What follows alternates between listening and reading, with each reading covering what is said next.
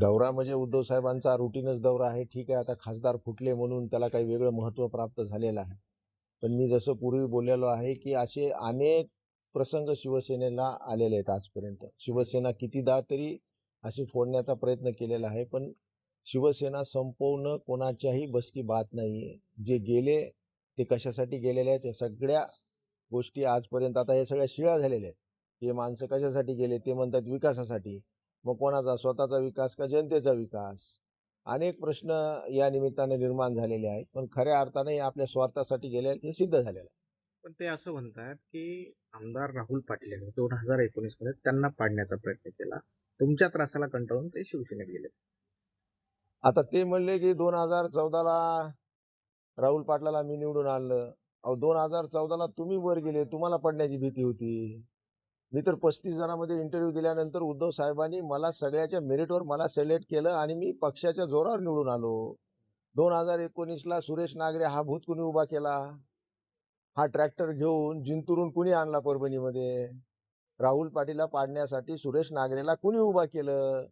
हे सगळ्या जनतेला माहिती. 2024 साली एक अल्पसंख्याक उमेदवार कोणतर मजबूत उभा करण्याच्या संदर्भामध्ये रात्री बैठका कुठं झाल्या? आमचं तोंड कशाला उघडायला लावता? आणि कशाला आरेची कारेची भाषा करता? ज्या गावच्या बोरी त्याच गावच्या बाबळी असतात.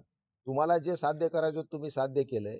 आता काही खोटं नाटक कशावर पांघरून घालण्याचा प्रयत्न तुम्ही करू नका. ते आज परभणीमध्ये येतात. उद्याचा दौरा कसा असणार आहे? कोण कोण नेते या ठिकाणी उपस्थित राहतील? उद्धव साहेबांबरोबर सन्माननीय संजय राऊत आहेत, विनायक राऊत साहेब आहेत, अजून बरेच आमचे नेते मंडळी परभणीमध्ये येत आहेत.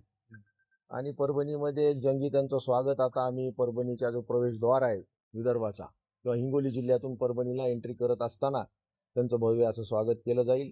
उद्या सकाळी 10 वाजता अक्षदा मंगल कार्यालयामध्ये त्यांचं कार्यकर्त्याचा मोठा मेळावा आम्ही या निमित्तानं आयोजित केलेला आहे. त्याला हे मुख्य मार्गदर्शक म्हणून सगळे नेते मंडळी आलेले आहेत. वराती मागून घोडे काढलेत असं उद्धव ठाकरेंनी त्यावर टीका होते.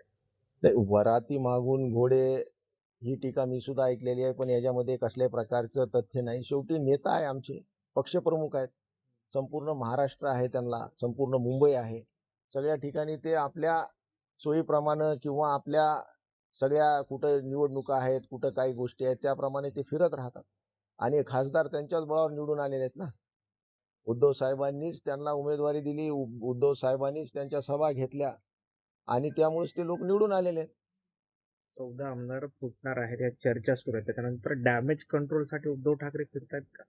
नाही, डॅमेज कंट्रोलची तशा बाबतीमध्ये काही कुठे चर्चाही नाही. मी विधिमंडळातला तिसऱ्यांदा मी तिसऱ्या टर्मचा आमदार आहे. अशा कसल्याही प्रकारच्या हालचाली आमच्या विधिमंडळात तर सध्या मला दिसत नाहीयेत. पण सातत्यानं शिंदे सेनेकडनं प्रबोधन देण्याचं काम केलं जातंय. कुठं पैशाच्या स्वरूपात असेल, कुठं मंत्रीपद दिल्याच्या संदर्भात असेल. पण आमचे आमदार कोणी त्यांच्या अशा प्रकारच्या प्रबोधनाला बळी पडणार नाही. पण येत्या काळामध्ये असं बोललं जातंय की शिवसेनेचे काही आमदार, राष्ट्रवादीचे काही आमदार निवडणुकीच्या पूर्वी शिवसेनेत जाते.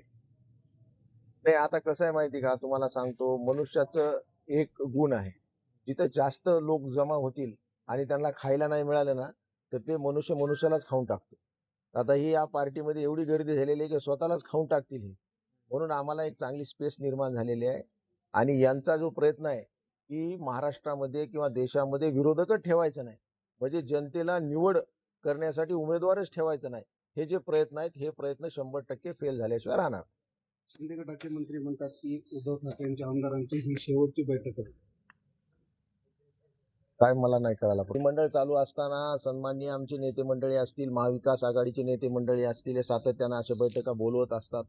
आता काय झालं, या गोष्टीला माज हा शब्द बोलला जातो. आता यांना पैशाचा आणि सत्तेचा एवढा माज आलेला आहे की माणसाला म्हणजे यांनी संस्कृती सुद्धा विसरून गेलेली आहे. कशा प्रकारच्या खालच्या स्तरावर टीका करायची आणि पैशाच्या जोरावर आम्ही काय काय करून दाखवतो हे सिद्ध करण्याचं काम सातत्याने लोक करतायत.